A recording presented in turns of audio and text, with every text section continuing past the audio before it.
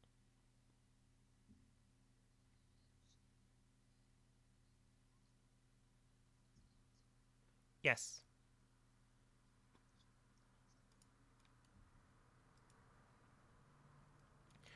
All right, go ahead and roll investigation.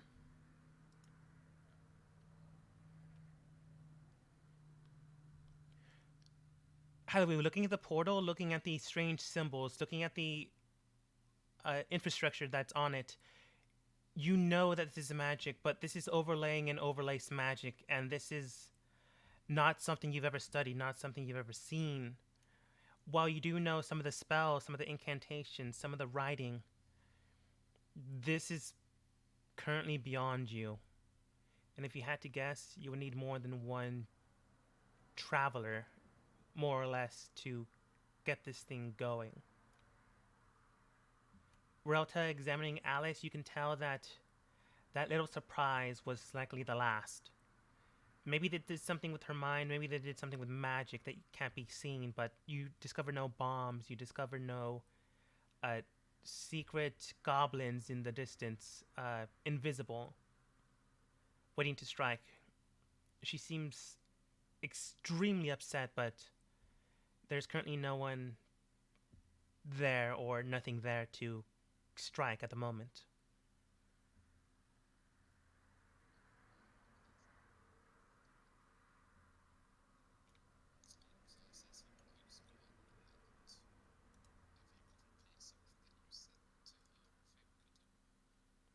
Okay. Uh, Currently the magic is over. It's basically an overlapping magic spell. There are multiple spells, and without really knowledge of how to do this, Halloween wouldn't really be able to turn this thing on, let alone figure it out and log on to a location you don't know about.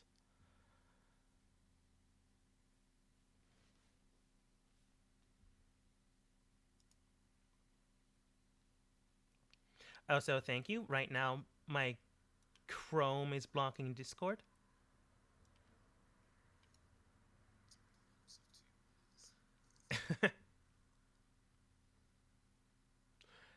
Do, do, do.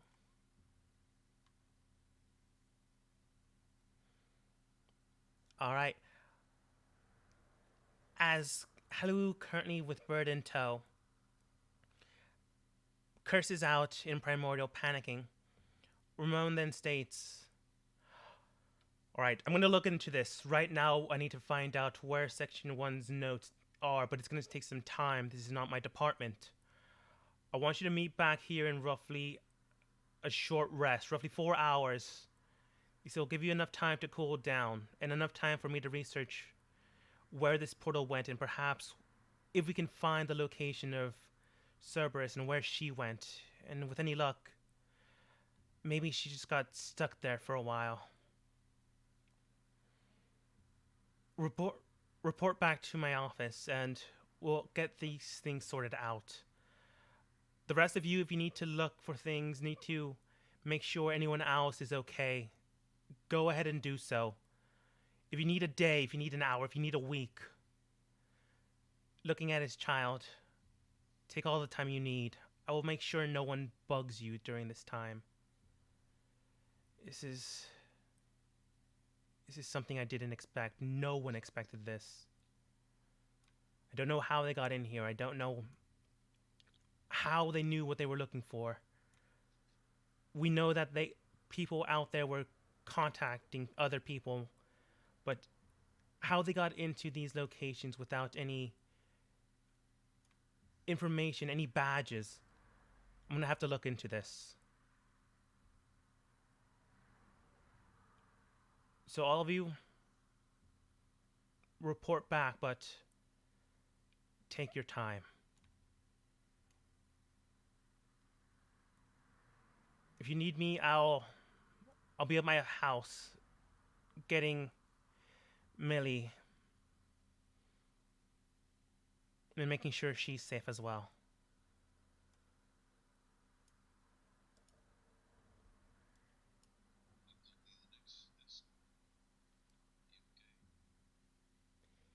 You do see he takes out what appears to be a metal dowel, but you do see they weren't charms, but they are marks similar to magic, but not quite on them. It quite honestly resembles that uh, kind of like a butter knife, but without an actual point or groove to it. Just a simple flat metal piece with those symbols on it. But he does state, I'll be fine. Right now, if anything gets in my way, they aren't going to survive.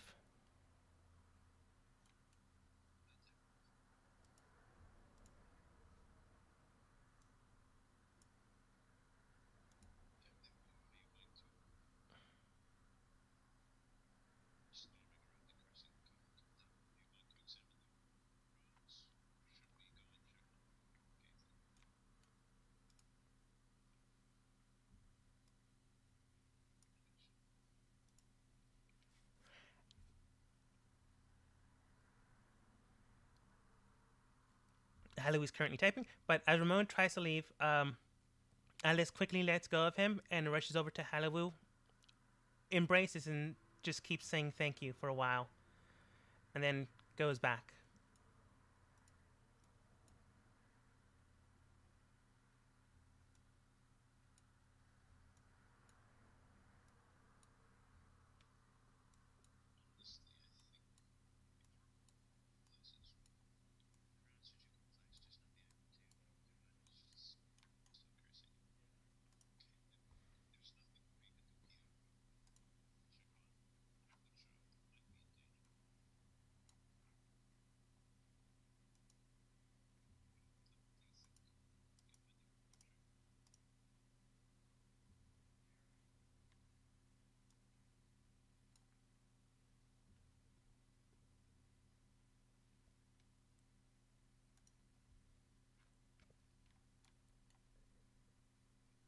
If you're talking, oh, there we go.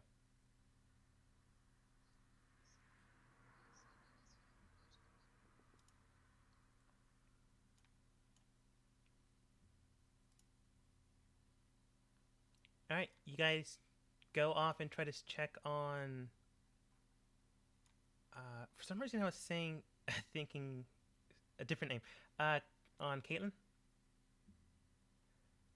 All right. Right. Um, if you don't mind, I will have to go back with my team and make sure all the fires are out.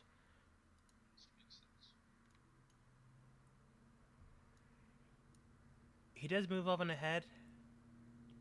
Looks towards your team, looks towards Halu, and then towards the entire team states. For whatever it's worth, if anything comes about this, know that me and the rest of the people around that you've saved, that you've helped, do have your back. But I highly doubt that the city is going to stay quiet after all of this.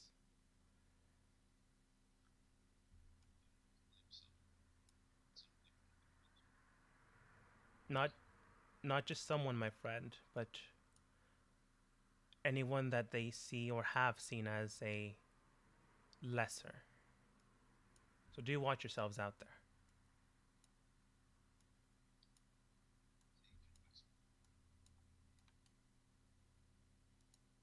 As he heads out.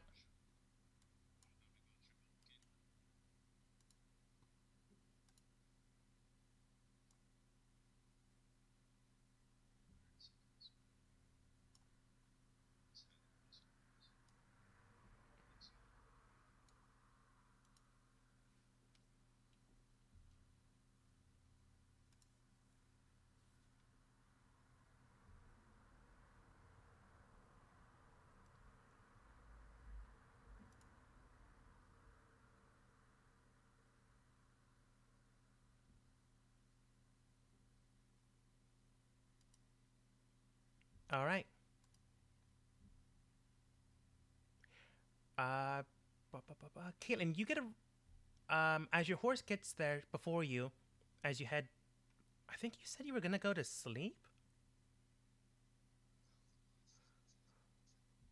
Yeah, that's what I thought. As your Pegasus gets there before you, you do take note that Holly is pretty much alone currently. You suspect that your daughter is no longer there. She does see your horse and does state, I am assuming you're Caitlin's? I don't know if you can hear me, but Right now, her father and his team went towards your house estate. You might want to go there before you come here. If you want, I can give you a report, or and then your horse just leaves. Yeah, I assume.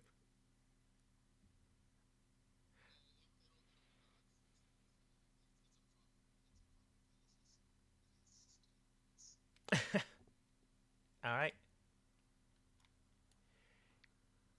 Thinking on this, your horse does eventually make it to you. Once again, I believe you can actually hear through your horse.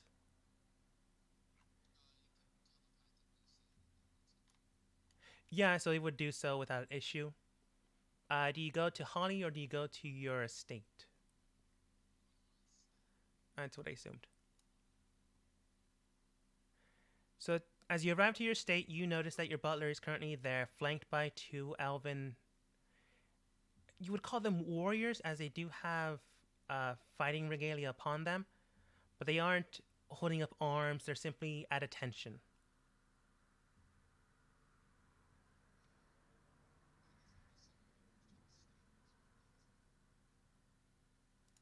Yeah, you're right. They're to the side, but not currently visible. That's fine. They know what they're doing. No, they just bow to you as in a gestural greeting.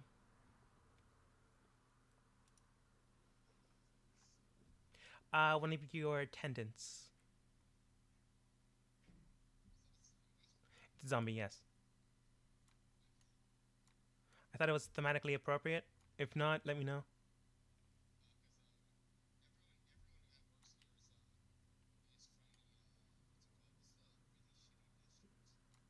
The slums?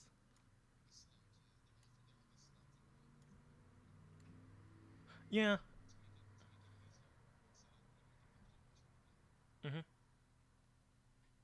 You do have a couple of them. They just bow to you, suggest three fingers, indicating that there are three new arrivals.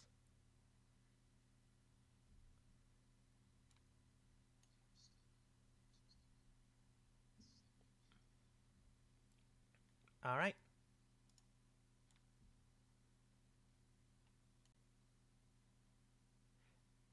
Entering into the next location, you do see three new arrivals. You see one of your current agents from Noche still there, keeping an eye on them. You see Kyle, your acting liaison to the council in your own home city. They're currently at a fireplace.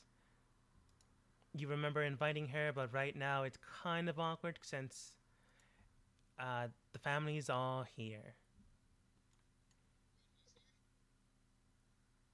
Your husband, or Sullivan, as he now goes by, your daughter, Penny, and his right hand, technically woman, but I'm going to go with man, right hand man who you don't really know, but have seen once.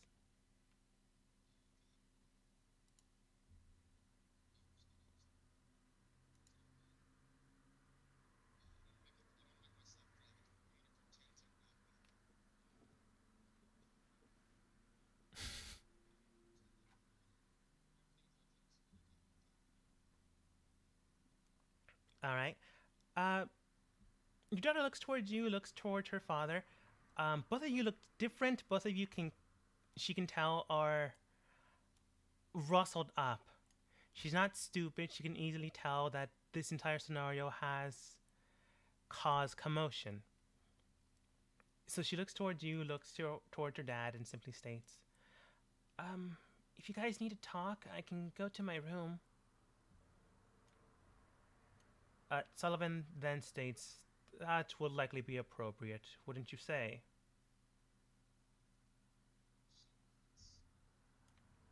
Okay. Uh, Kyle, do you want to go too? Looking in the back, clearly reads the room. Yeah, I'll go. Okay. And they both head downstairs, technically.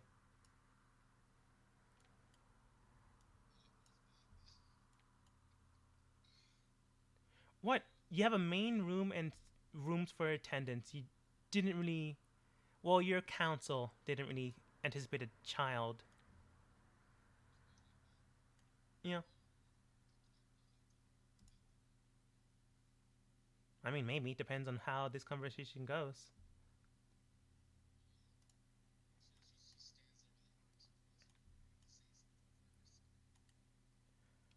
Alright. Turning over. Attendant turns over in turn. Uh, your attendant from Noche backs you up. Sullivan then states and looks towards you. Well, looks like we find ourselves in a bit of a predicament, wouldn't you say?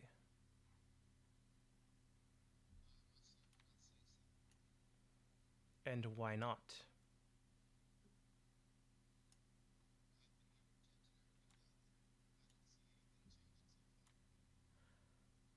According to the information I've gathered from her, she was recently brought back. While she doesn't exactly know how, I can tell that after you brought her back, you simply disappeared for some time.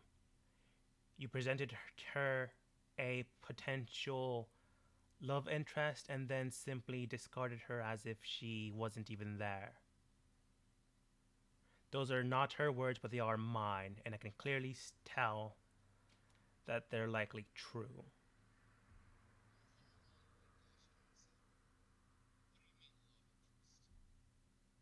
She told me you found someone, and she mentioned it to her some time ago.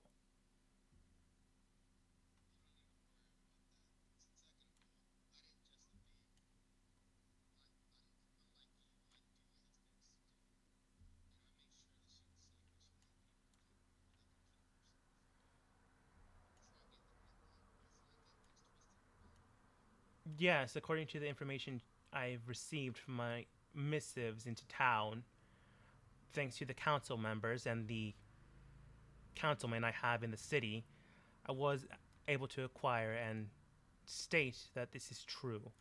However, you yourself were not here for some time. I understand that work can keep us from things, but for so long, I question your motivations.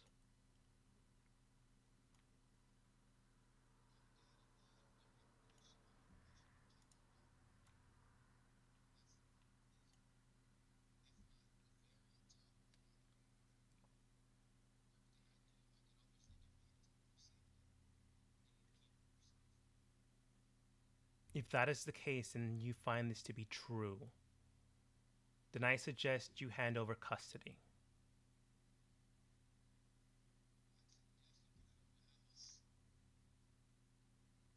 So, just an aside, and I will do so, regardless of anything you decide to do, note that she is legally and bound to me.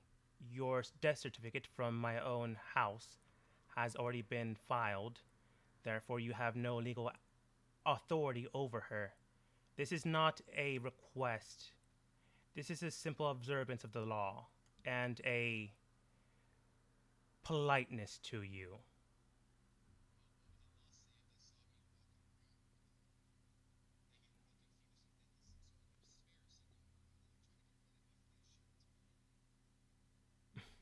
Ch- Charming. But regardless of any of that, if you decide to put her through this, put her just simply because you want to act like a mother, they consider this her benefit over yours.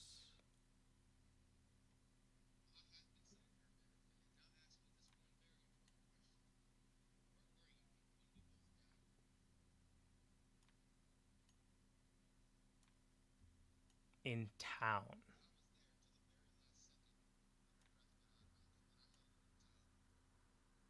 And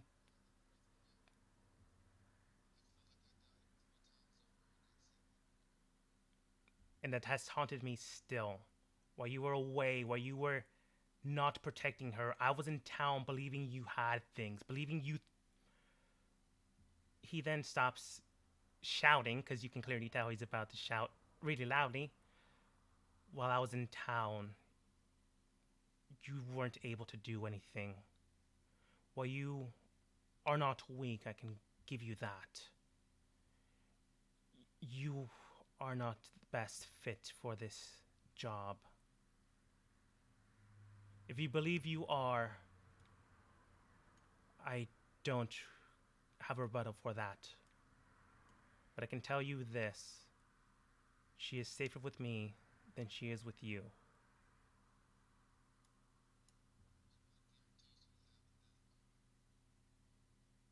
Simple.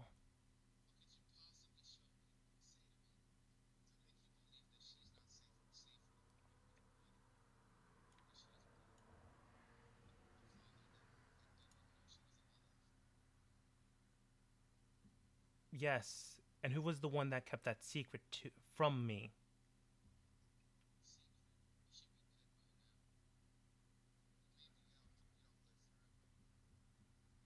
It was only the kindness of others that allowed me to be rebirthed into what I am now. I don't know, and frankly, I don't care how you did it. But if she's back, then she should be safe, not gallivanting about and potentially dying over who knows what or why they attacked this city. And I highly.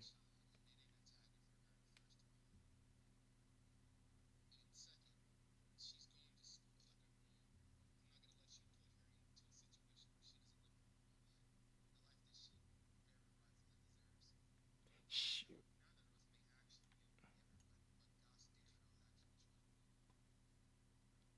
Go ahead and try to roll persuasion.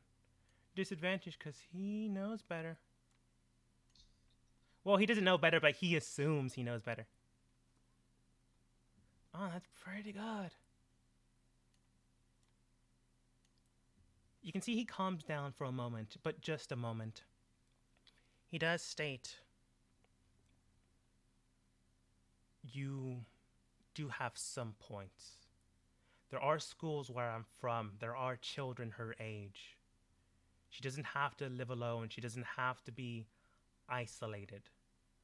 Do you really not know what's going on in town? How the other races are treated here and there? If it weren't for your diplomatic immunities, if it weren't for you working with the police or their task forces, do you really think you would fare so kindly in this city?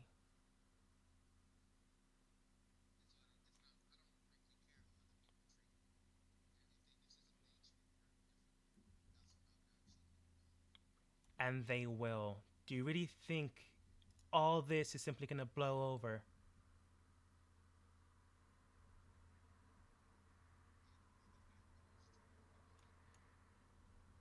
It would take a miracle if this all blew over.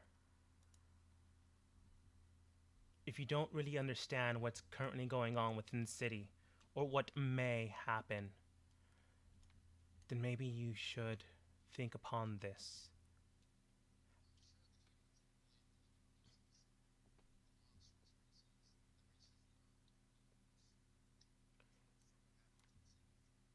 And what do you think you are? By this time, Byroth and Relta are currently heading towards the gate.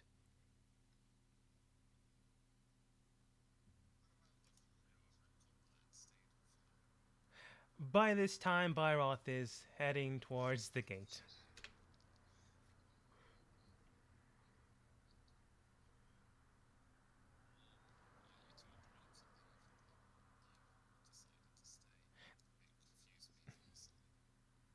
Uh,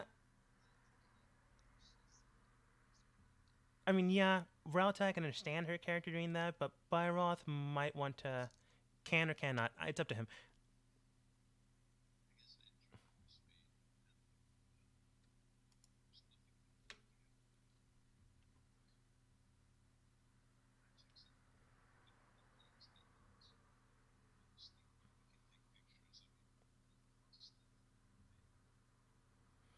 That ain't gonna work.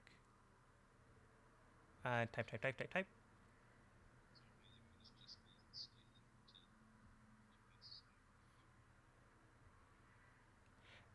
Yeah, basically, this is her emotional stance, which makes sense for her character.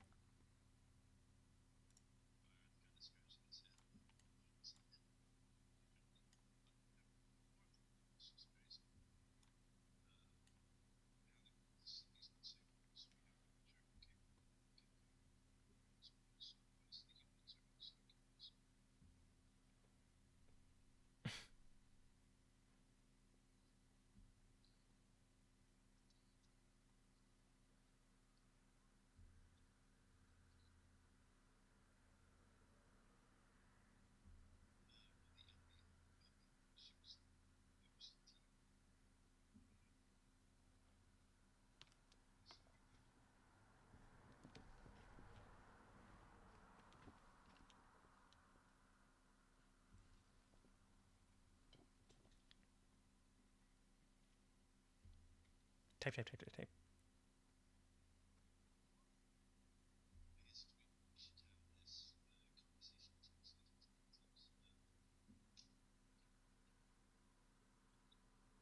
Okay. Uh, Going back to parents yelling. Um, I think it was if you really think that they won't do a thing against you, then you really need to see how things work or something like that. I honestly forgot. Got distracted.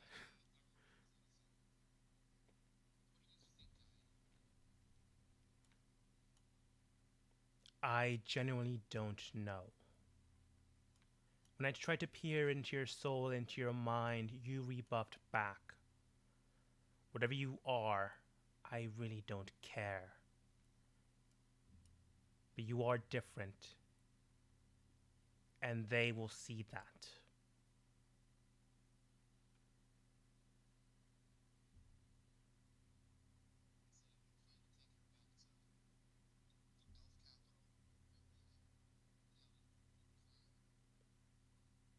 If need be, she will be safe there. She'll be taken care of.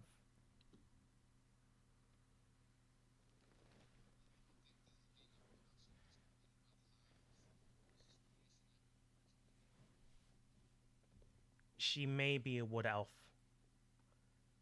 but there are more things that tie us together than break us apart.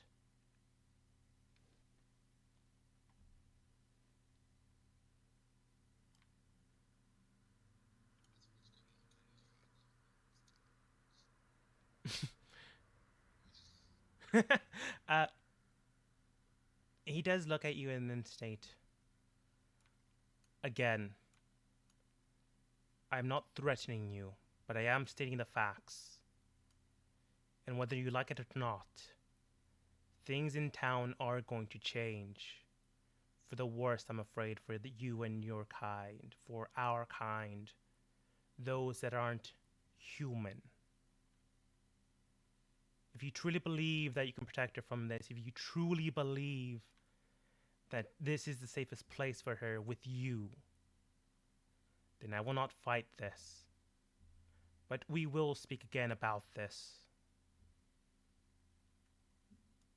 As he goes over to. Oh, he was just going to go over to the table and put a box down. Then you say something?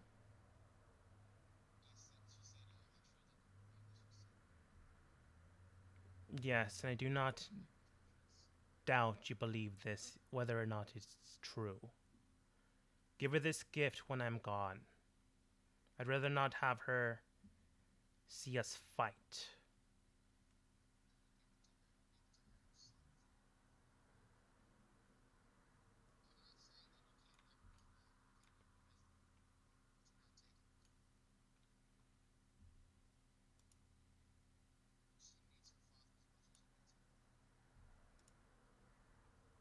That I do not believe is true. But I will not fight against this.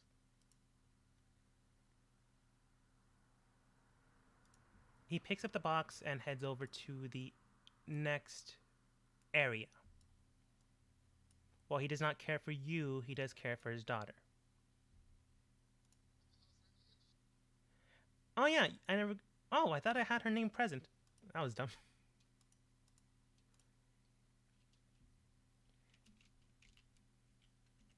It's Maribel.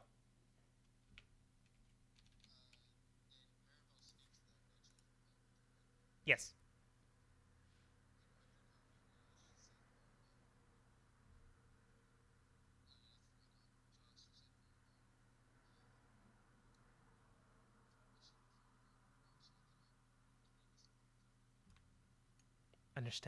Understandable. I will speak with Kyle immediately.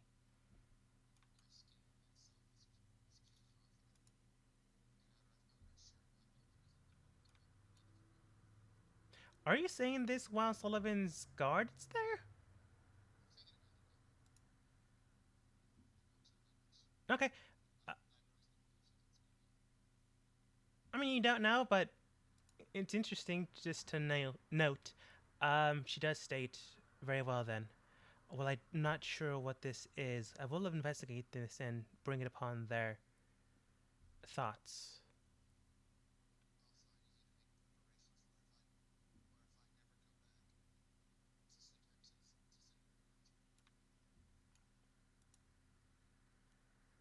Then what was the point of the fighting?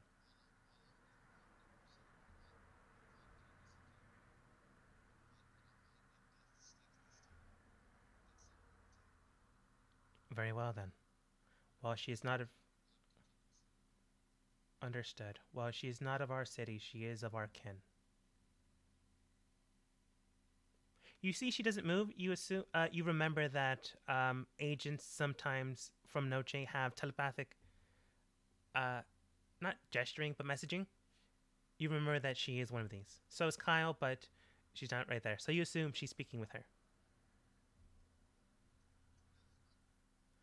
On the big bed.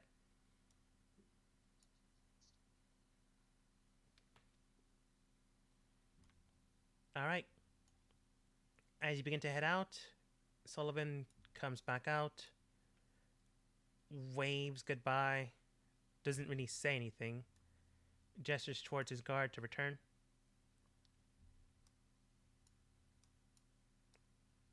and head out the other door.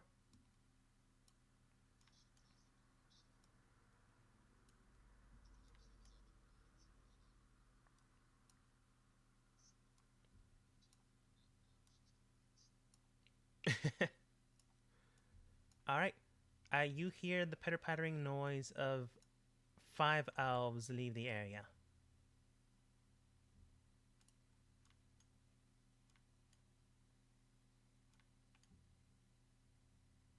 While you're not exactly sure what your daughter received, you know it was from her father. So more or less, good, bad, could be good.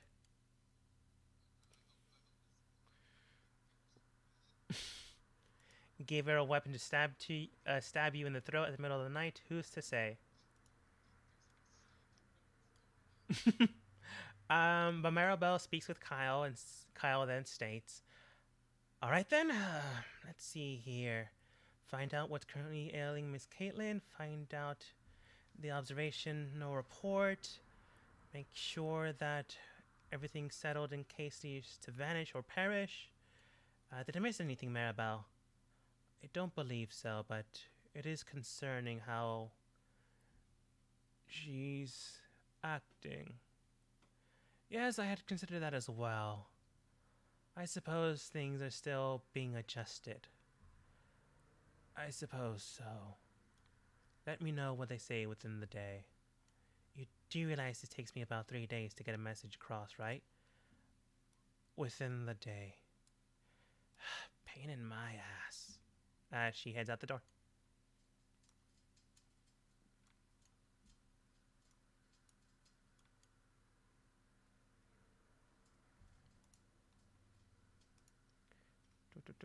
Going back to the actually, um, Cerberus slash Rex. Do you know where your new character, would be?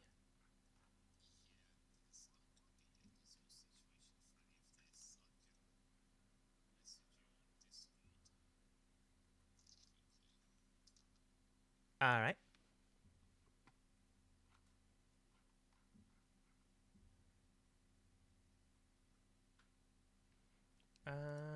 But at the moment, do, do, do, do, do, do, do, do. Section 1.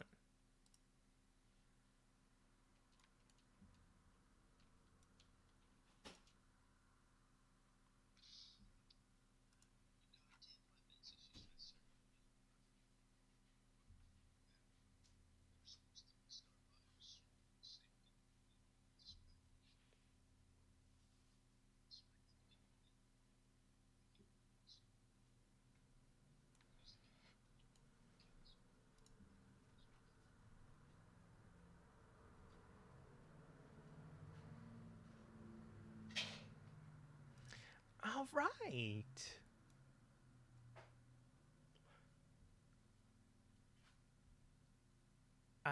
Halu does not know what to do or do not know. Yeah, that's true.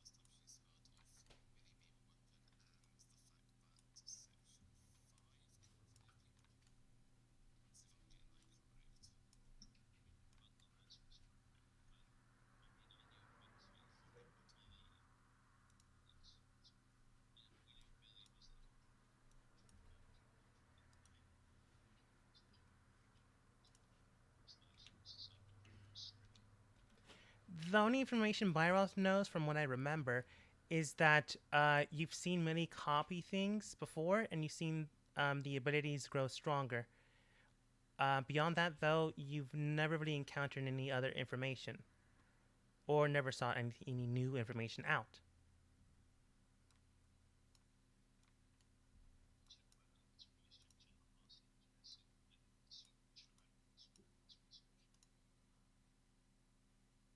I mean, who in their right mind would?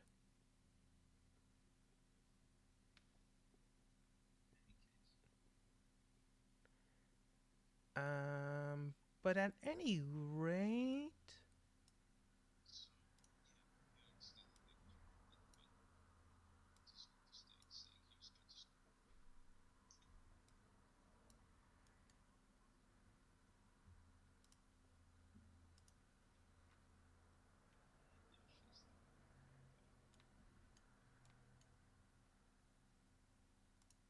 all right.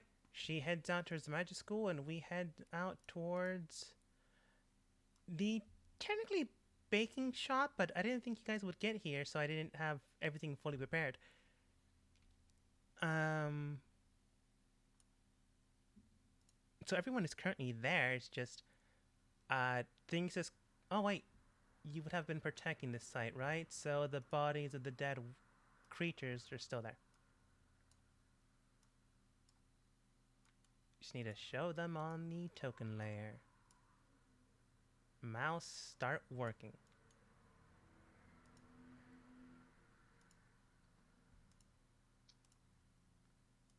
Doop, doop, doop.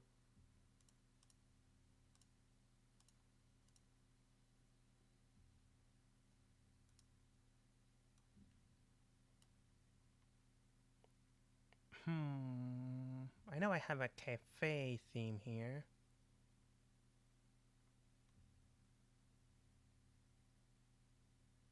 This will work. Have a short rest.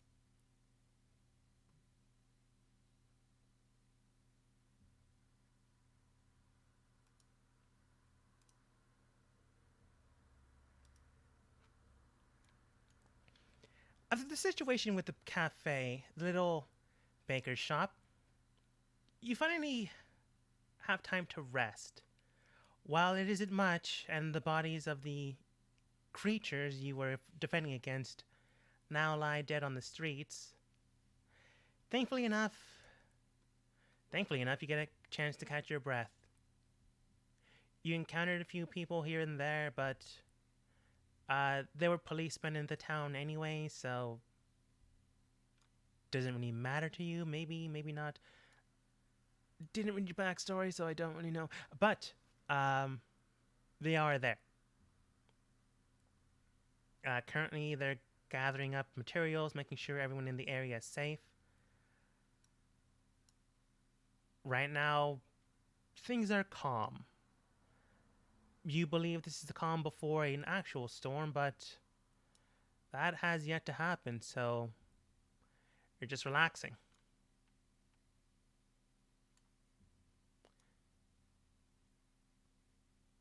You see some agents wandering about and speaking with people in the city.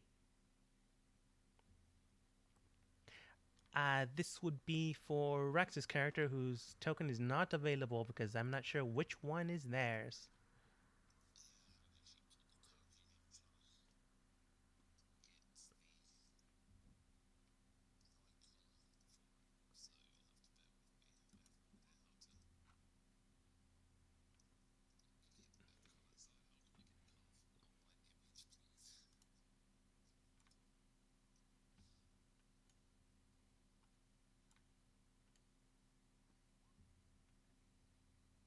What kind of color?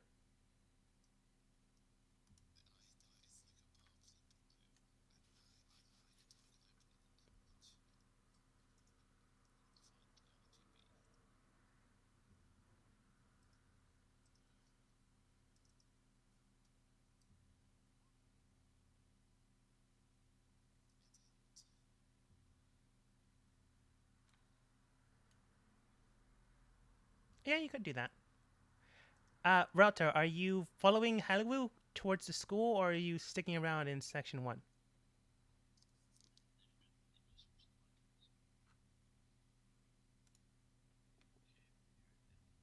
No problem.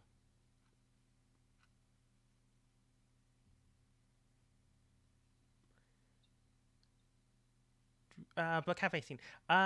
You take note that the acting agents of section 9, well, the people from section 9 currently see that there are people from their department here. This is one of the scenarios you guys missed, but not one you really need to play out.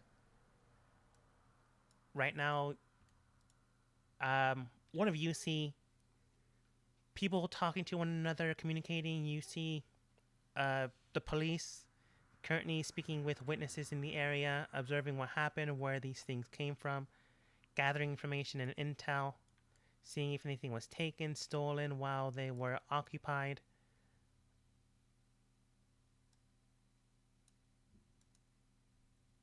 The current person that's here can also take note that their badges read as S9, meaning Section 9 from the Research and Development Department in the police force, which might explain why a lot of them are non humans.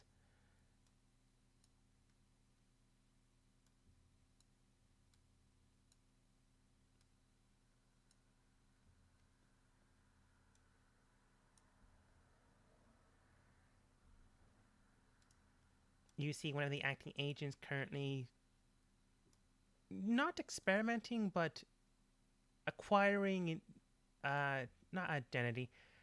Uh, what's it called? When you take something from an active crime scene for evidence. That's it.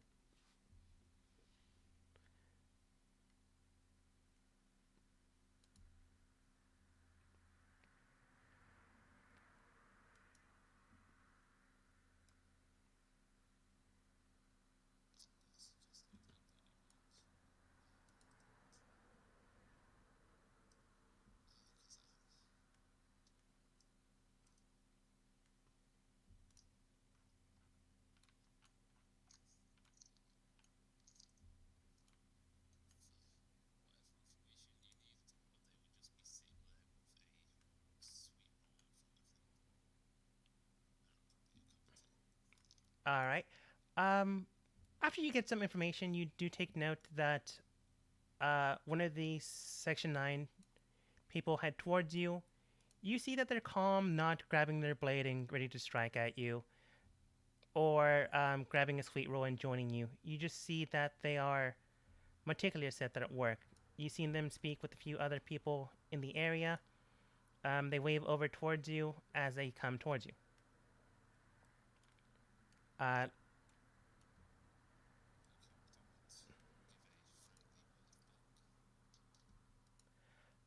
the person comes up to you and goes, "Greetings. The name's Noma. Pleasure to meet you. Do you mind if we chat for a bit?"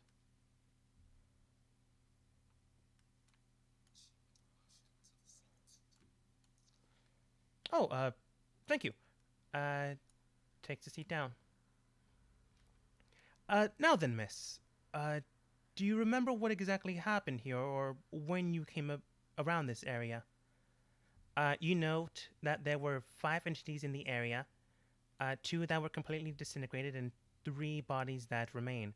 You remember that one of the entities that were disintegrated completely was a strange orb, prismatic in color and hue, represented by this token. Oops, that's the map. By this token, but no longer visibly there. You can go ahead and roll history to remember where or what direction they came from.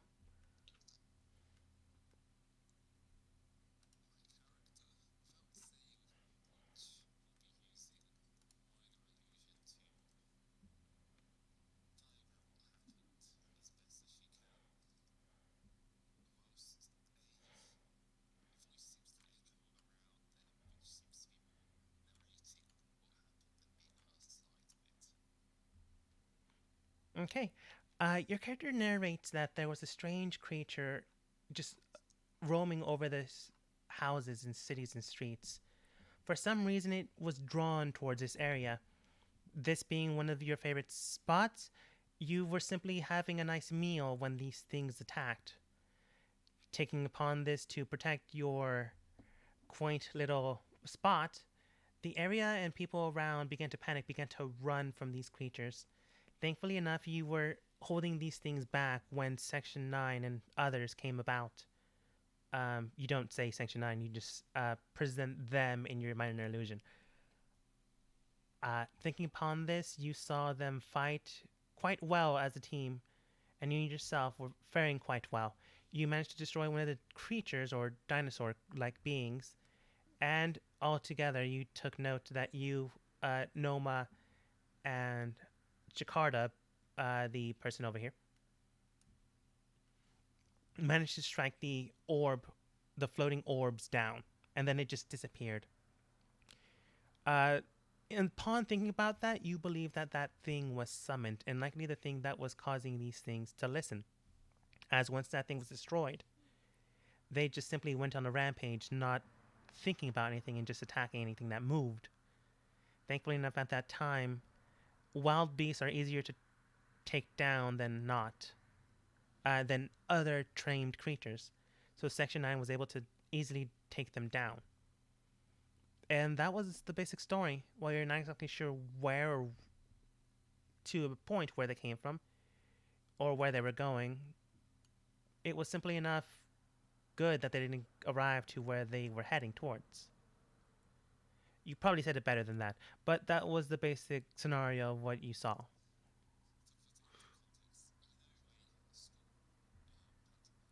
Yes.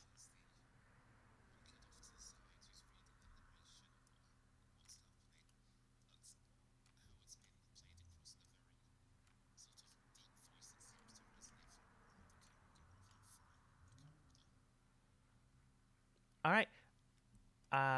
Then, as the narration plays, the simple hint and note was, and as the heroes ventured and quested, they managed to strike down the enemies until the next one.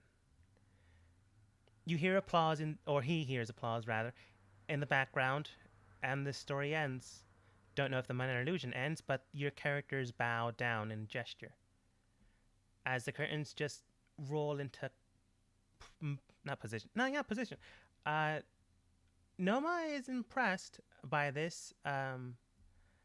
He doesn't know if it's polite to clap, but he gestures as if he is going to clap and shrugs, indicating, "Do you mind if I clap?"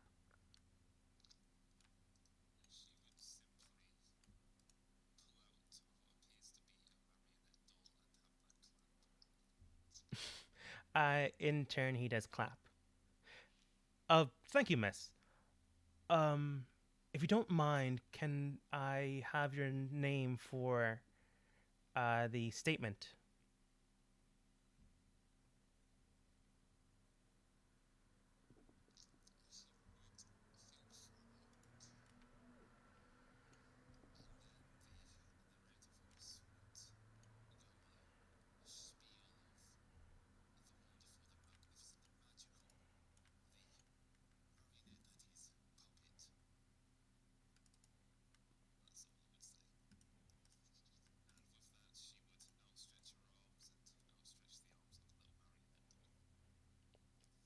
He awkwardly takes his left hand and handshakes the marionette, and with his right hand shakes your right, unless you're dominant left.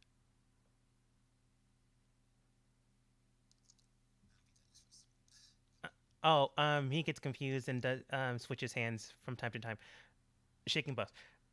He does state, "Well, puppet, thank you. If you need anything from us, we are part of the police. So, if you need me or anyone else, or if you need help finding someone during these trying times, you can report to the police station in the middle of the city. If otherwise, thank you for your time. It has been quite lovely to speak with you."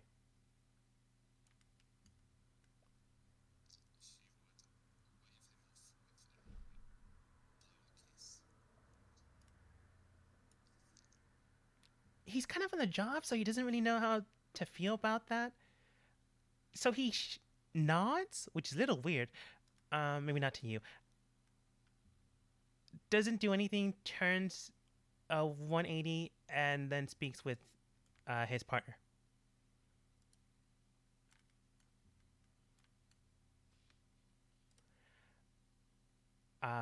In this moment in time, as Haliwu puppet, Byroth, I'm not sure where you're currently at.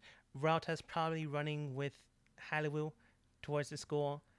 You hear an intercom message from the city council. While you've never met them, they tell you who they are.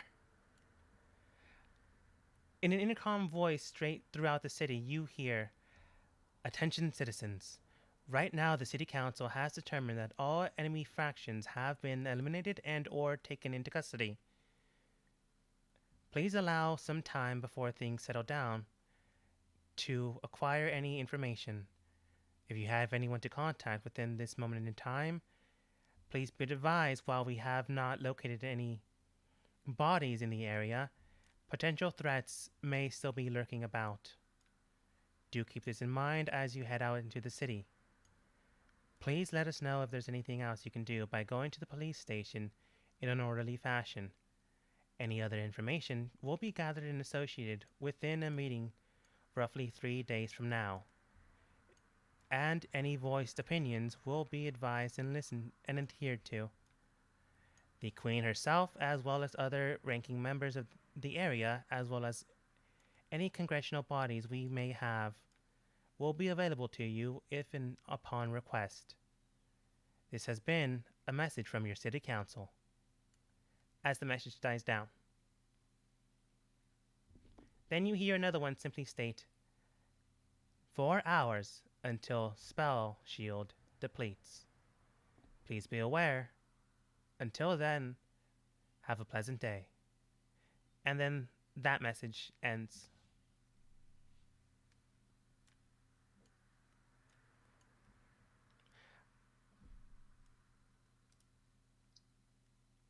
As we head over to the school,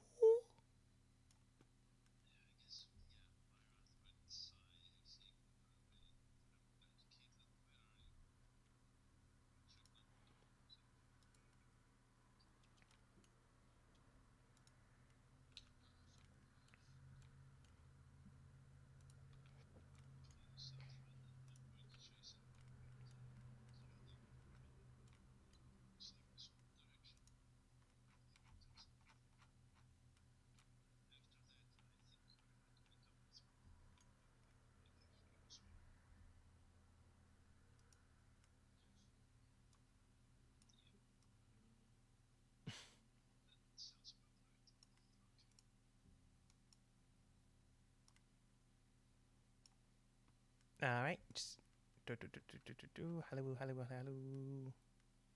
There we go.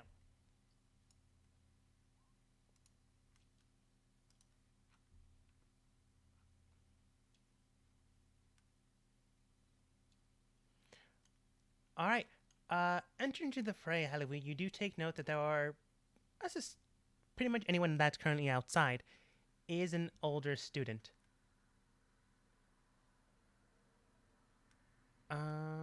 Let's go with life will change.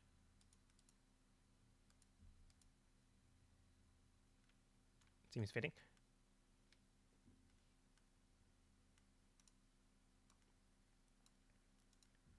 Rushing over, you ask, "Can anyone help me? Can anyone teleport me into another dimension?" Uh, the faculty member that's currently there looks towards you and states, "Wait. One moment. What exactly do you mean another dimension? If you have the place and location, she looks at your badge. I can teleport people into places, but I need more information, more context."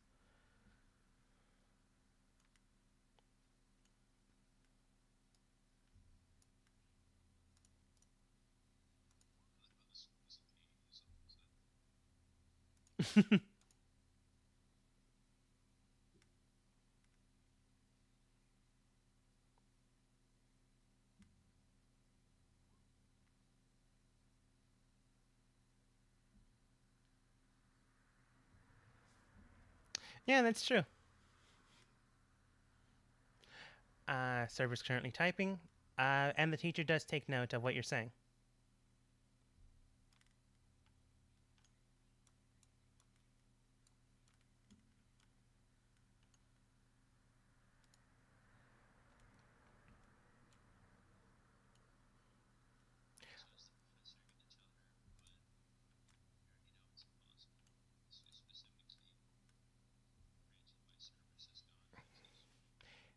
She does take note of this and simply states, "This is not any dimension I know. If I had to guess, this is the plane of existence within someone's own domain. If a god or deity or a greater being was able to form this for someone or for a purpose, you would need that being's permission to access this place. Otherwise, any dimensional portal would just simply be rebuffed. The bird could probably go back, but if you don't have any favor with the god or being, I'm afraid you wouldn't be able to teleport with it."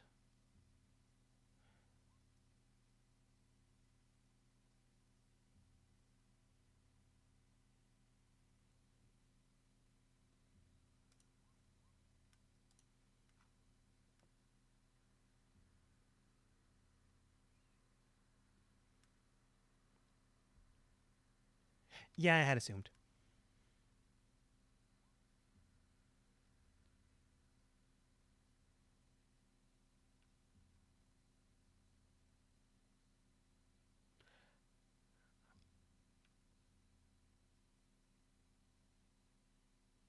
Interesting. You do find a small temple in the area within the cleric domain classroom. Not depicted because I don't want to switch maps right now. Uh, Entering inside, go ahead and roll religion.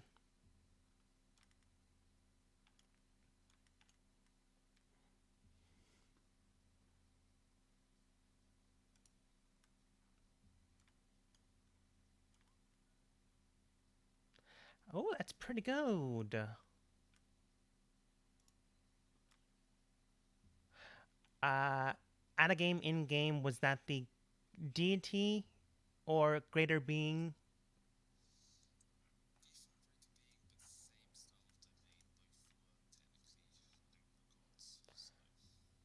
Yeah, that's what I thought. But the thing is, it's not.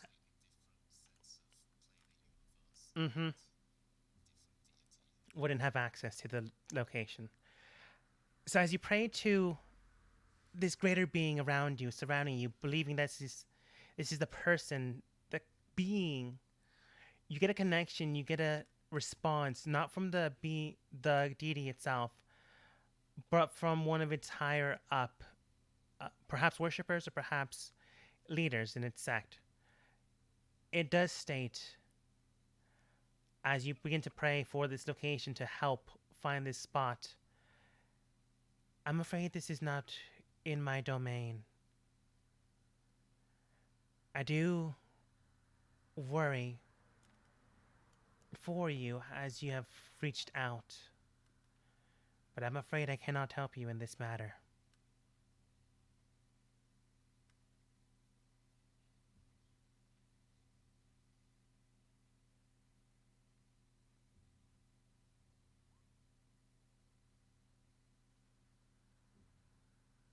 I'm afraid not. While it could be an assortment of amounts, I'm afraid you yourself will need to speak with them, as I could not be a mediator in another person's domain.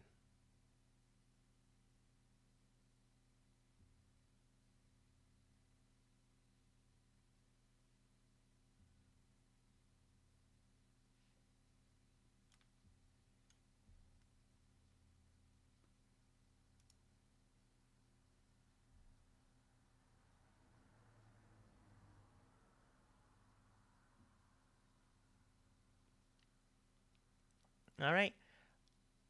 King and Rauta basically comfort you. Byrroth is there, but in the background.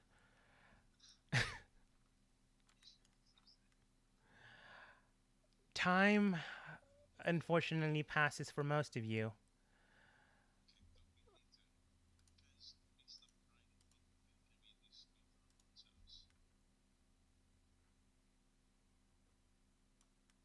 Yeah, I'm placing you guys there. Eventually, there really is no other alternative.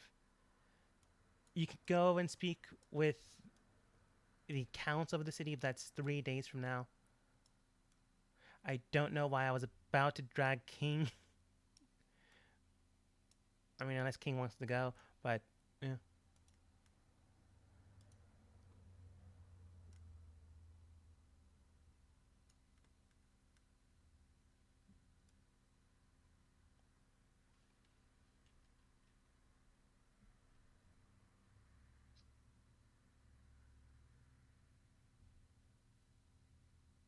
To King's home?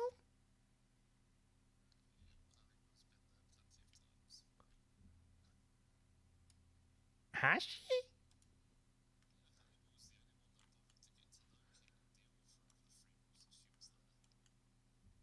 Don't remember that.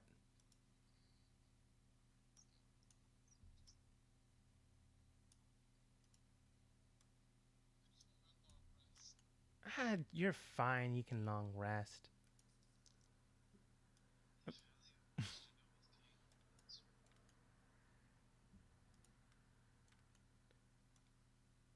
Biohazard are taken care of. These guys aren't supposed to be there except for Holly now.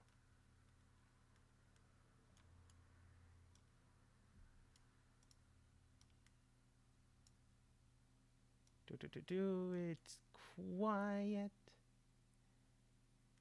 There we go. Interrogation room seems fitting.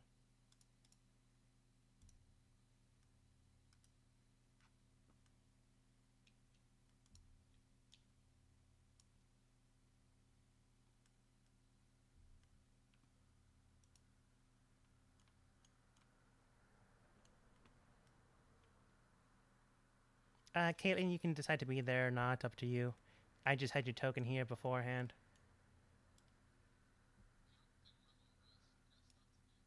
Okay. Uh, you're there for a second. The universe resets itself and you're gone.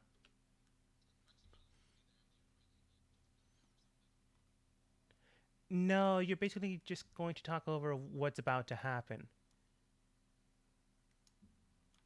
So you don't need to be there, but the group will eventually give you the information. And plus, since you're the dignitary for your own home city, you will need this information regardless. So eventually you will get it, one way or the other.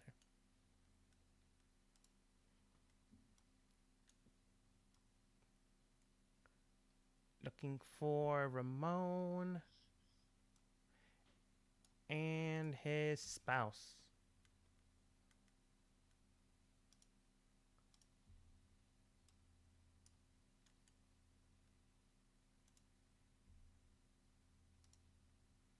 Also, Hallelujah, I don't know if you ever noticed, but you had a flip token for a while now.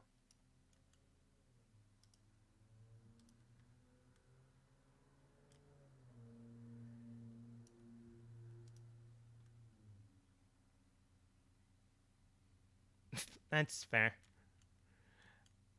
I just forgot to mention it a while ago, and it bugged me because I forgot to mention it a while ago.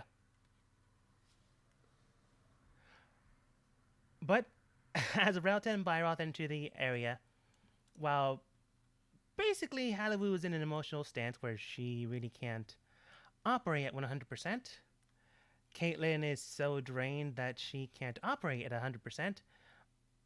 King is there, just making sure she takes a rest in the home while King. I don't know if King can cook or has someone cook for them.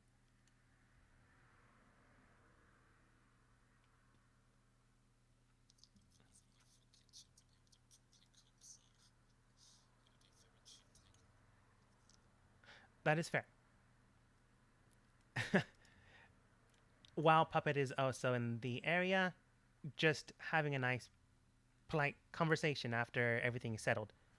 But that is not here at the moment.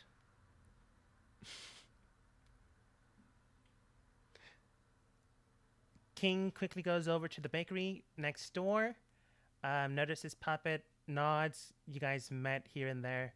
It's a good place. And then heads back home. But regardless of that, Holly looks at you, Byroth and Relta, and then nods. I've been informed that you're supposed to be here. Right now, Claire, Ramon, Millie, and Alice are discussing a few things. Um, I wish you well.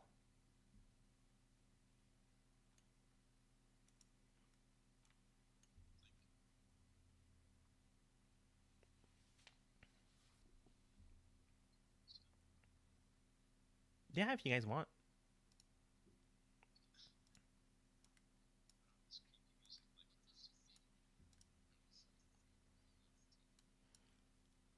No, at least nothing unless you want to continue to speak with her and ask her the information she has.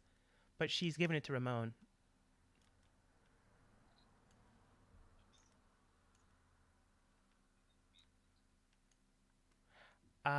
As you stop and pause for a moment, she does state, if I had to wager, the city council is going to blame someone. The people in the city are going to blame someone. The whole notion of human superiority is likely to return in a greater stance than before. The city council and a city meeting is going to take place 3 days from now. I suggest you prepare for the worst.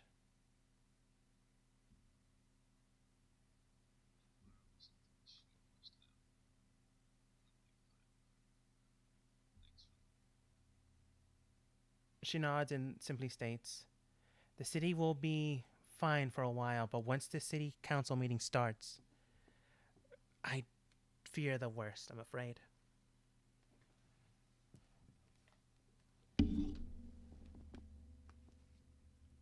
As you head inside. As you head inside, you clearly can tell that Ramon, Claire, Millie, and Alice were talking about something. It didn't seem to be very important. Well, not important to you, but they were clearly discussing family matters at the moment. That sounded wrong. Not important to your characters, but maybe emotionally important to them. But I digress.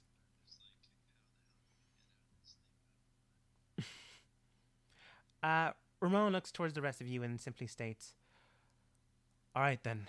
I had a feeling that Halvey wouldn't meet us, as she seemed to have taken the situation quite hard. Caitlin, I'm not sure why she isn't here, but she is a dignitary to another safe city. So I'm sure she's discussing things with her own parliament, as she's currently sleeping in bed. Uh, Ramon then states, all right, we've discussed a few things here and there, but what I'm about to tell you might be a problem. He then, that is fair enough. He then states, as you are aware, 3 days from now there will be a citywide council meeting. People from all over the area will communicate and speak about. As this area is primarily human and was based off of human laws, more than likely I'm afraid situation will likely happen. There will be uprising and upheaval, and a few certain players within the city will enact their own ploys to get, I'm afraid, non humans either out of the city or outright surveillance 24/7, if not enslaved, fearing the worst. While this won't happen for 3 days, if you decide to leave within this time, I will not blame you. If you need a fund to head out on your own, I will provide this to you if you require it. But right now, the city is in the most peril it has ever been. The acting agents, the Vanguard, were former associates of mine. I was one of their soldiers for some time until the Queen and Bix saved me, my brother and sister, in arms. Thankfully enough, I was able to come back to my senses due to them. And on the grounds of never fighting again, I was allowed to continue living and doing research. Thanks to the people I've met here, I have grown, developed, and even formed bonds in a family. And I'm not about to give that up. So during the council meeting, I plan to fight. And I plan to go down kicking and screaming if I have to. But if need be, I will be leaving the city. It's one of the things we were just discussing. Do you have any thoughts on this?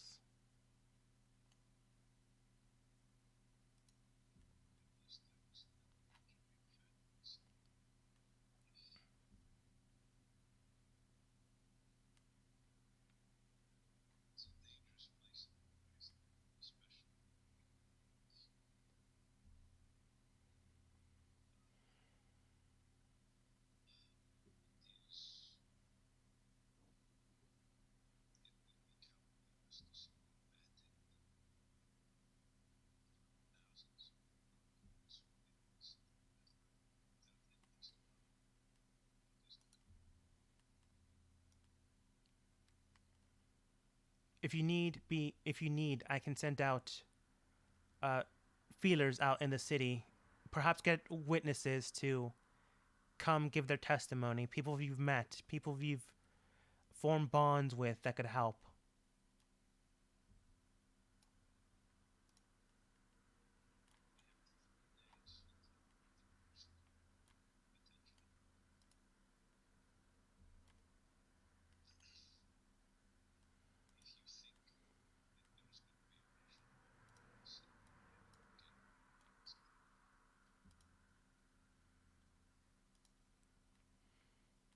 Yes,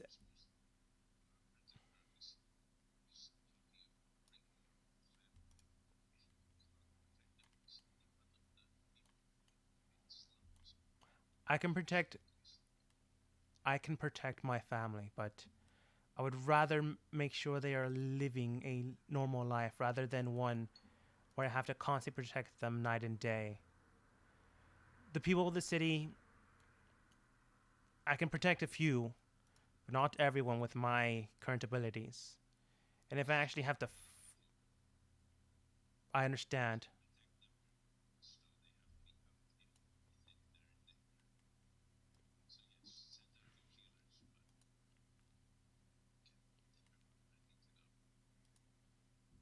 understandable. I can send a few out to the Blue King, and he can provide protection for the women and children in the city. But even he has his limits. He's not the only player out there.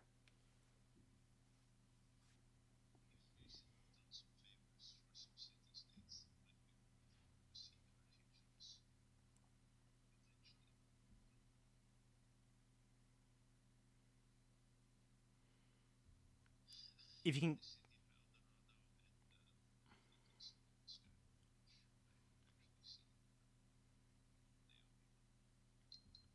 I know of the city, uh, of the Sky Whale, but the El Dorado still lives. It's still thriving. Very well. Then I'll send out people there.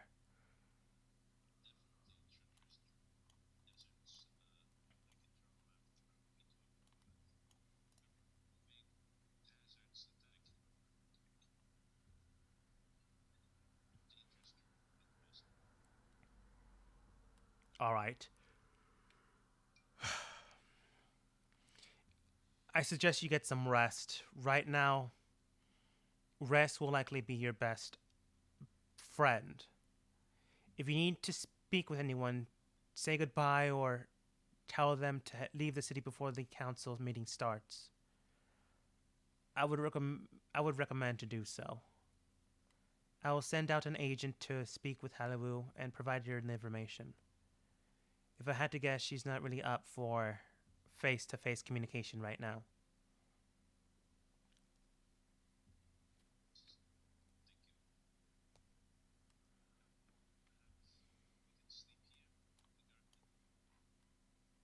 You may if you'd like.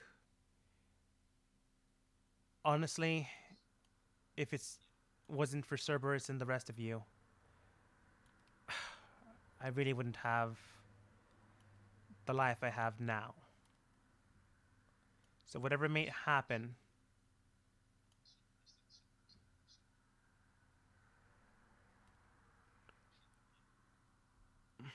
personally, I've never really spoken with them or communicated other than giving them their badge. But even that, and then them protecting my daughter. I can honestly say that she was different. That wasn't exactly necessarily bad. So he nods and simply states, but for now, rest up. I need to make a few calls, and with any luck, people would simply have to leave the city, and no one else has to die.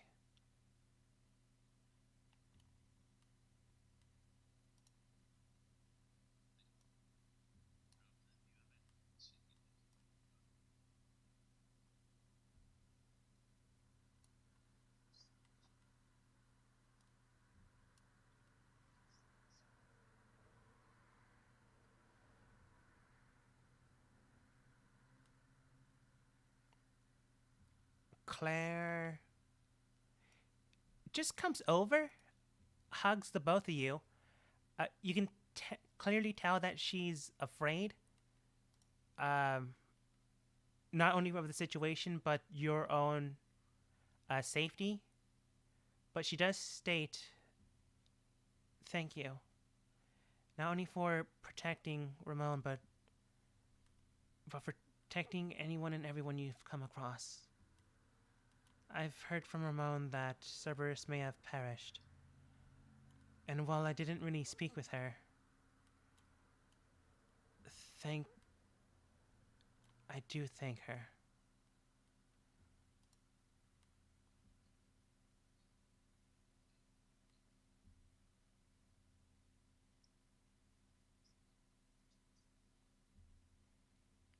She nods in kind and goes back to her children.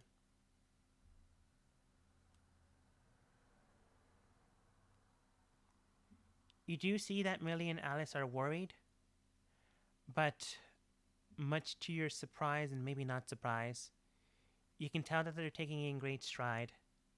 Maybe not to show their worry to adults or people they care about, but you can tell that they're still just kids.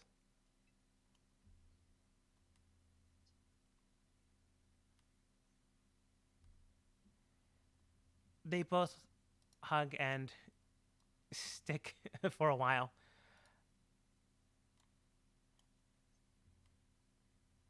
You can tell they're scared, but you can tell that they're also happy that you're at least here and safe.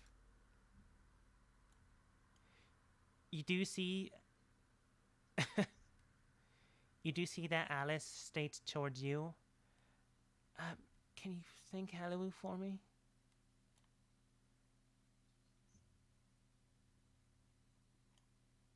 She nods.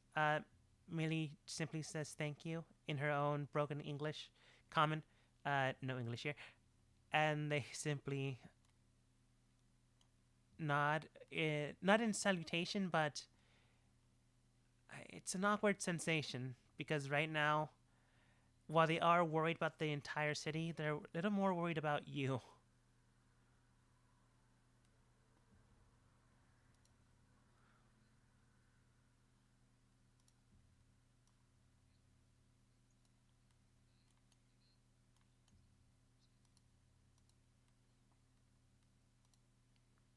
Jumps on your face.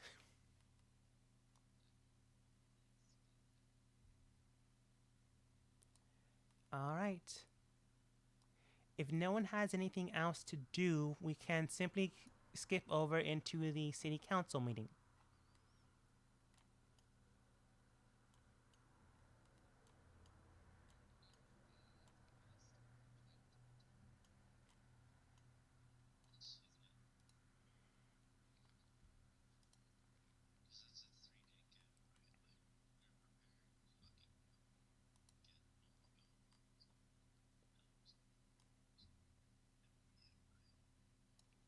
Ramon's preparing that safe, fail-safe plan. So what you guys decide to do is up to you. It's your own personal thing.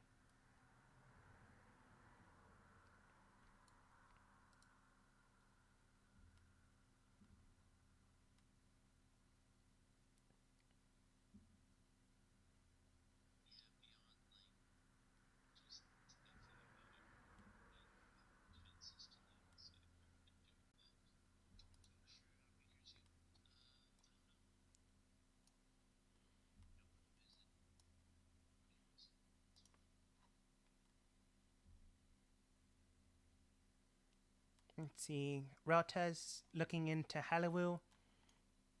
Byralt is looking around, looking at companions, and then just looking for more information.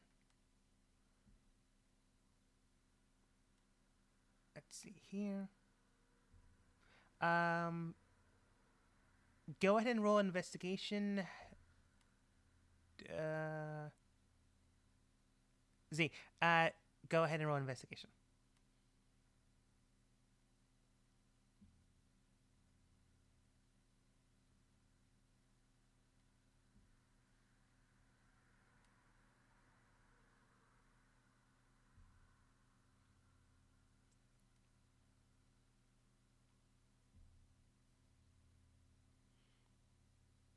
No problem.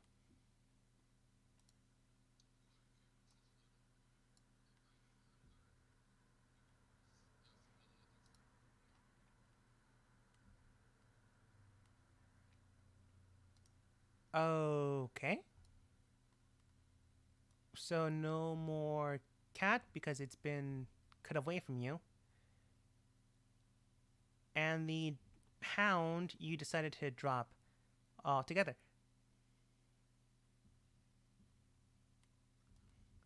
You had a hound a while ago when you were looking for Kyle, but then you was it? I don't remember. Yeah. Oh man, it's been a while then. I misremember that altogether. Yeah. Okay. Then what did you summon? All right.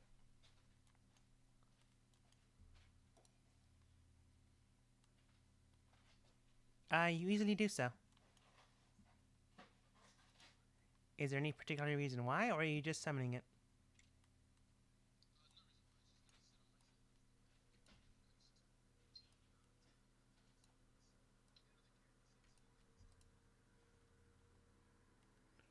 Sure. Uh, do, do, do, do, do. If you say so.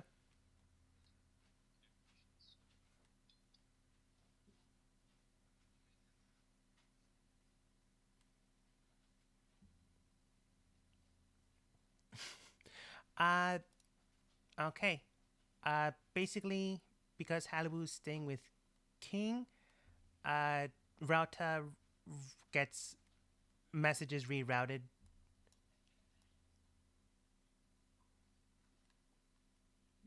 Type. Okay, let's see here.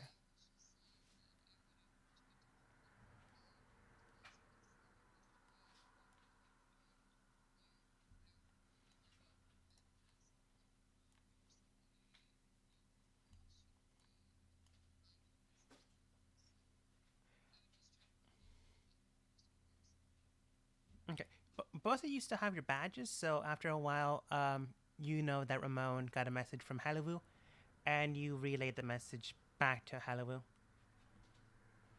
Uh, Once again, you Halibu can read it at your own leisure, the information that she gave you. But as you're investigating the city, you do come across a few situations.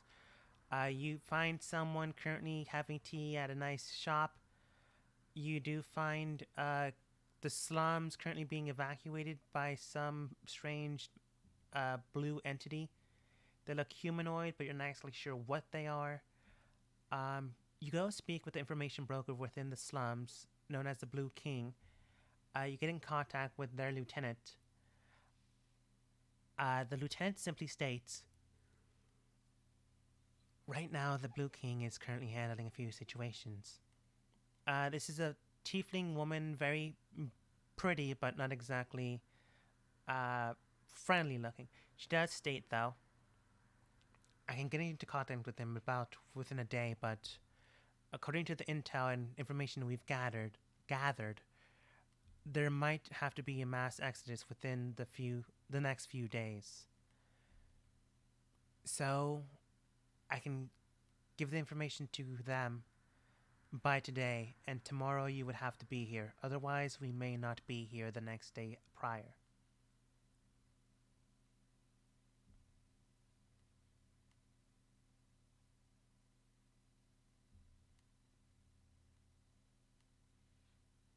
Beyond that, you really get no other information.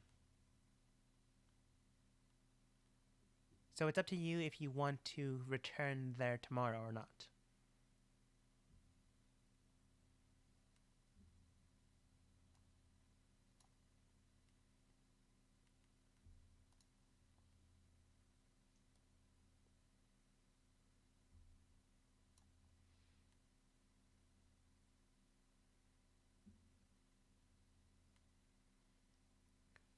From what our intel states, there have been a mass number of people entering into the city with what appears to be artificially created badges from the Research and Development Department. While we're not exactly sure where they gathered these, our intel suggests it was taken from a small child roughly a few days ago. We're not exactly sure who the child was, but investigating upon this, we discovered their body roughly 3 days ago before this initial attack.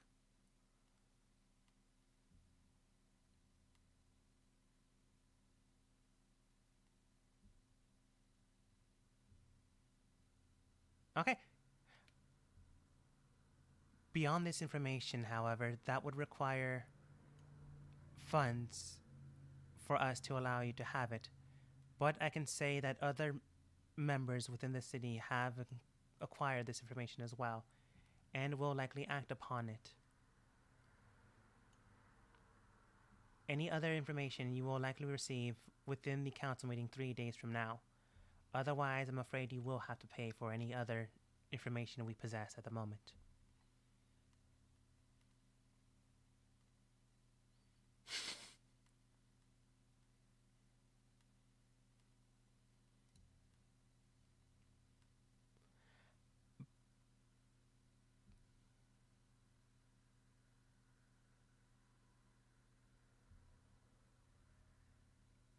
They nod and head towards where this blue entity is taking the women and children.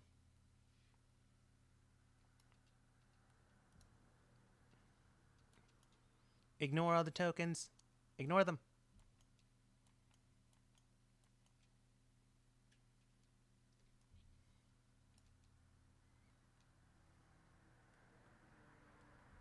I told you to ignore them.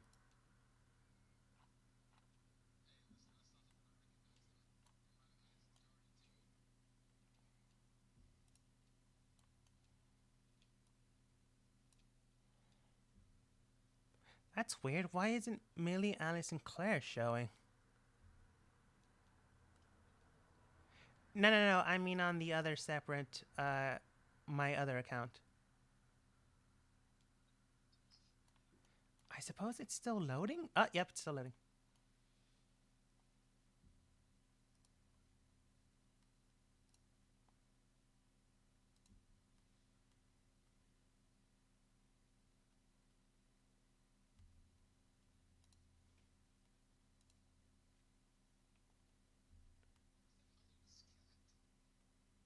Yeah. Where do you think it's been?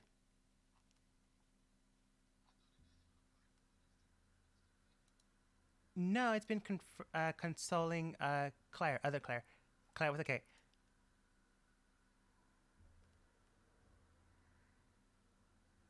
You just never recalled it. So it's just been staying there for a while.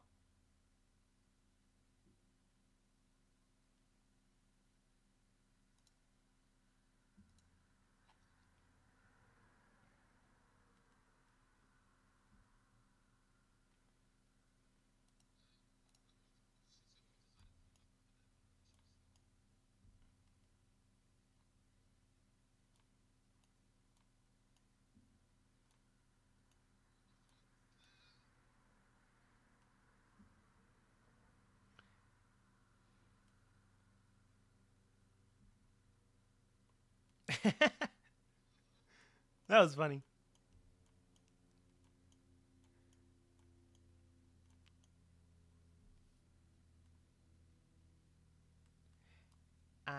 Let's make space so you can actually find a spot to sit. Oops. Yeah, okay. Also, I didn't think this song would be so peppy. It was supposed to be moody, but uh, not so. Uh, it doesn't matter. It still works, just weird.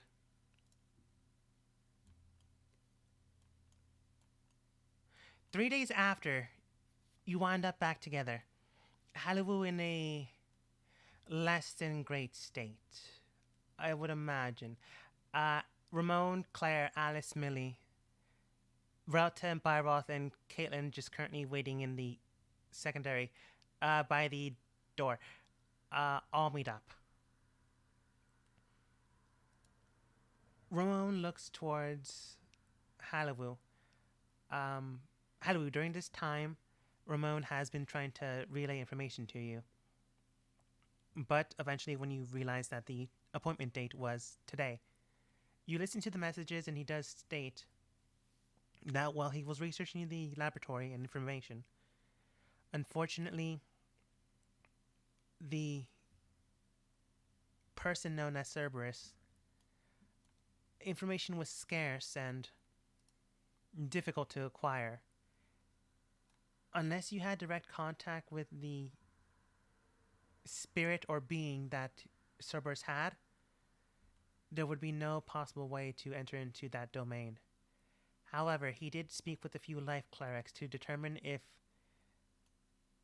the life force or the like of one Cerberus had disappeared or the like. And he simply, and to them, to him, they simply stated they merged into the world, not dead, but not alive, simply dispersing. There may be a chance or a way to bring them back, but at the moment, we do not know what it is.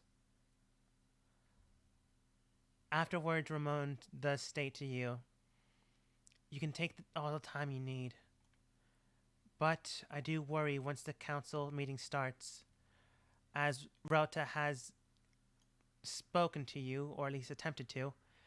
You already read her messages before this. There could be potential threats along the way. The Queen might be able to protect you if you decide to seek her counsel, but I also do fear that you might want to leave the city. But do be careful while you're still in town. Thinking upon this, you ask Ramon for a favor, and he simply states, "Of course."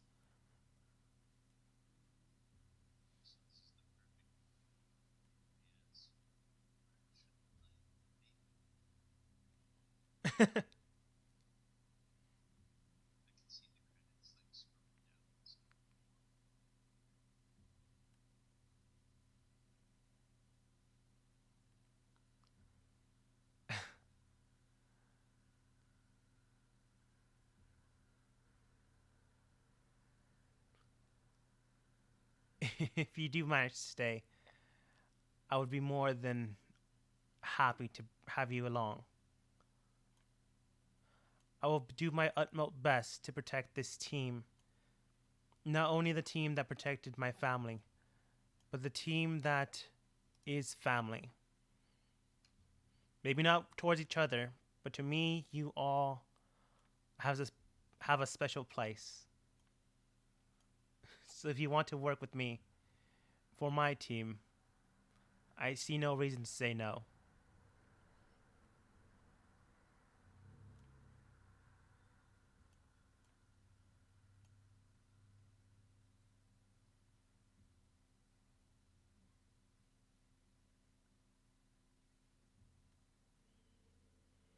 He nods, as he too has had to face this problem. Looking towards Byroth and Rauta and Caitlin, Ramon states, "So, we heading inside?"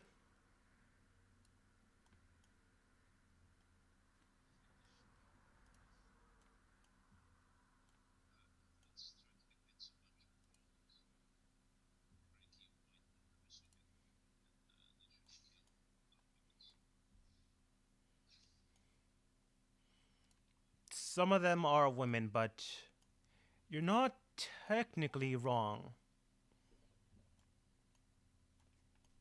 We will also have counsel from the Elven city as well as the Drow city.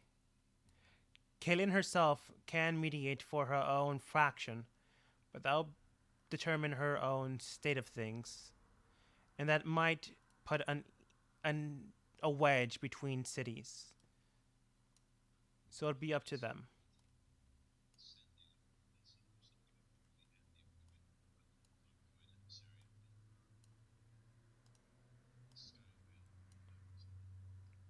I've uh, acquired a team for that.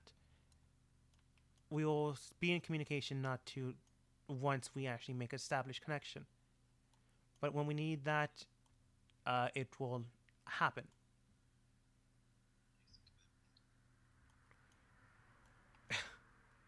No, but I did have the feeler sent out.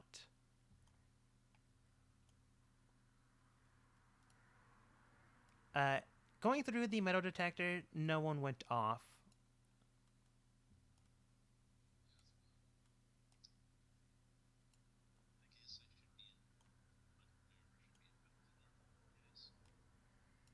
You assume. But Ramon does state, as we do have our badges, they wouldn't have gone off, as we are allowed our weaponry and the like.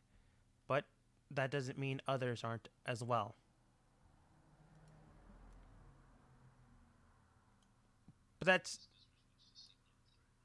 But that's also not to say bring out your weapons.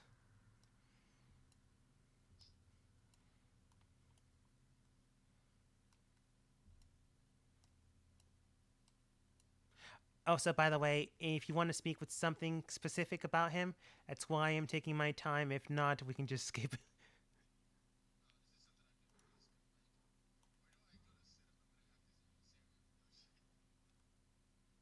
either the front row or one of the seats within the council members.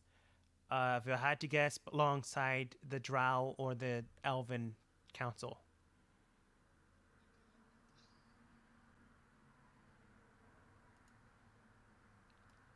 All right,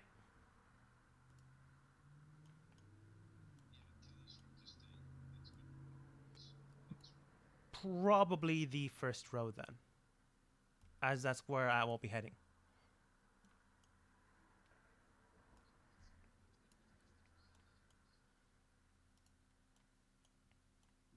Heading towards the top, you know that there are seats above.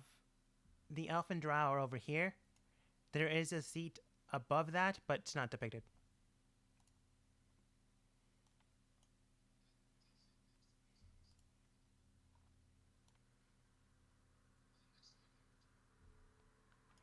It could be one or the other. You can decide if you want.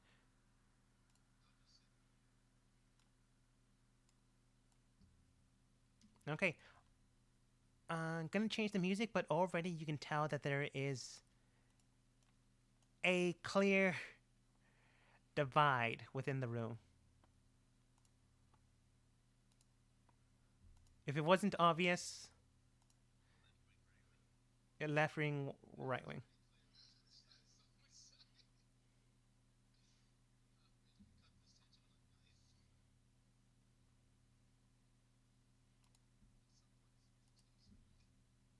Yeah.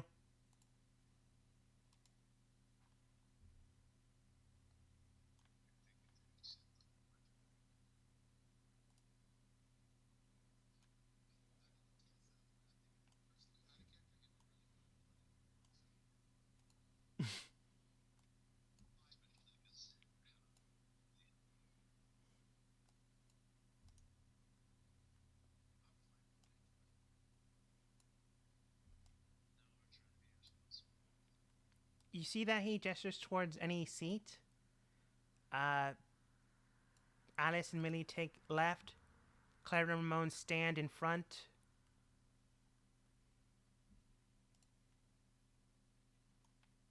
Caitlin takes her own spot within the council.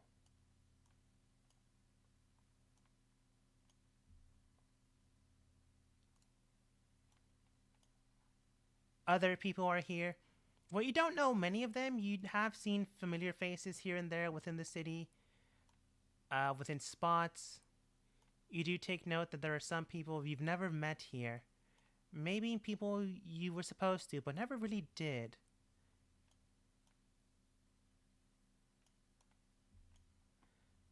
But as things come to order, uh, before things start, Ramon states, I do have people inside waiting. I have uh, a few teams that went out and protected the city if you need counsel from them. I also have the guard from the bridge if you need their counsel.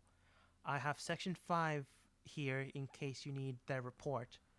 I have Holly and her group here in case you need sway on these matters. I also managed to speak with uh, one of the Elven higher ups, one Sullivan Calavara. He had agreed to speak on our behalf and is currently waiting on the left side wing.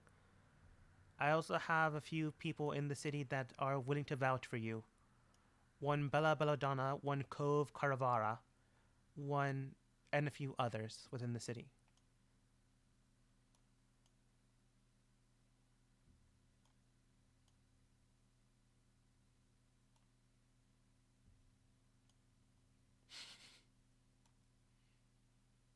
For some reason, uh, now Caitlin would be able to see this. It's not like she can't see anymore. Not blind.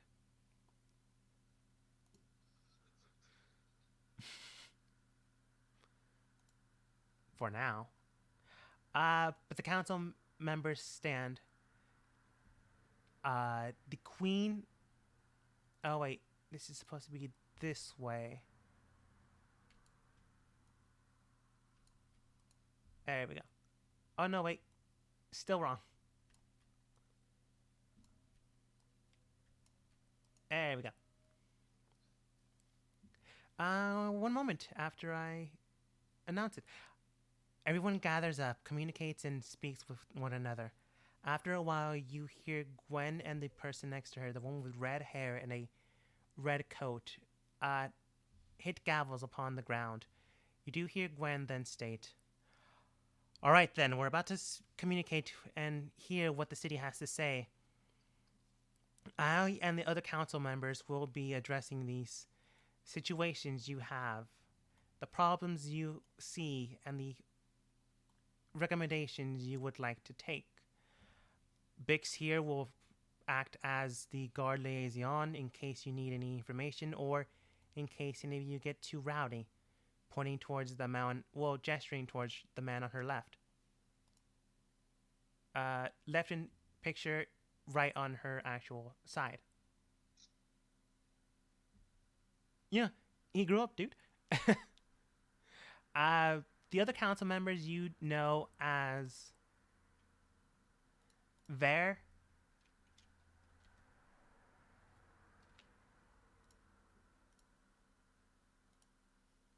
The other, actually, you don't really know them. You've never really spoken, but I'll give you the names regardless.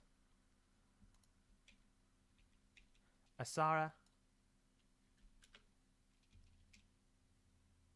Oops.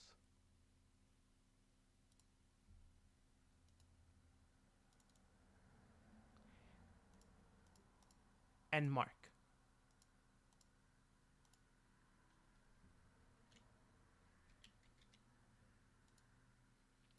The other people in the area you don't really know. The people to the left or on Caitlin's side seem to be council members from the other cities. To Caitlin's right is the representational member of the Flying Whale and Asimar, but you do not know his name. Then you have Caitlin. Then you have the representative of the Drow Council, and below her you have the representative of the Elven Council.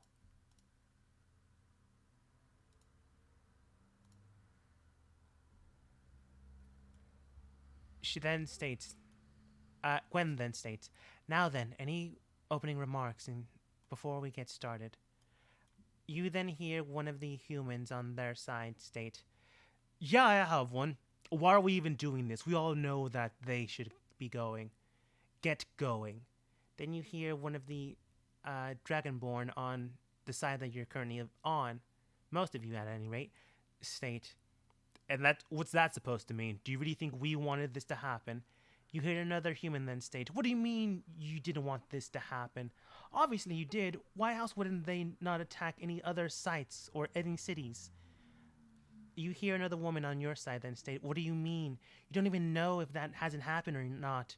We were in the dark for about 3 days until we got communications back." And then you hear another human state, "Well, obviously it was all your fault. Clearly this was..." And then you hear Gwen hit the gavel again. "All right. Opening remarks finished. We can get started. Representative Ramon, do you have anything to state?" He then looks towards her and states, "Members of the council, while it does pain me to see that our city has gone through so much, we have gone through it together. Humans, drow, Asimar, tieflings, elementals, primordials, and descendants of primordials, and the like. We have all gone through this as the city. Yes, this has hit us, but it has not hit individually or any of us alone.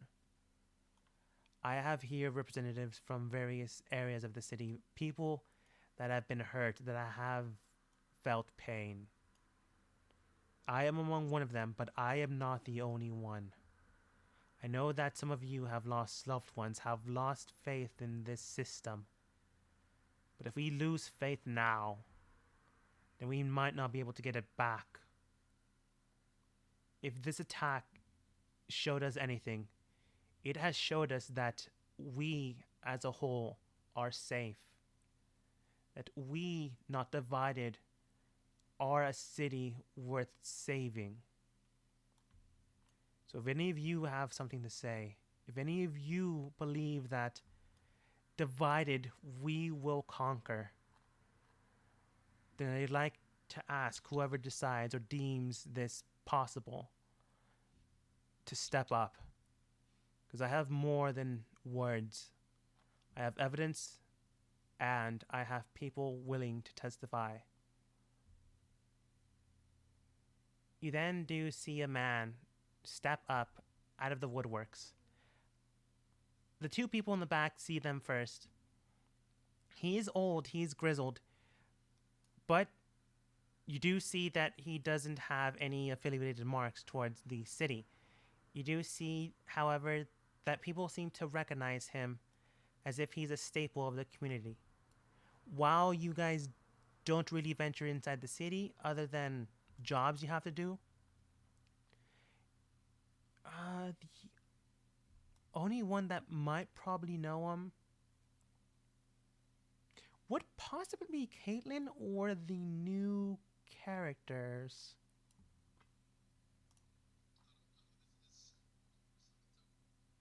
Halliwell might know him actually because he would have spoken with the queen here and there.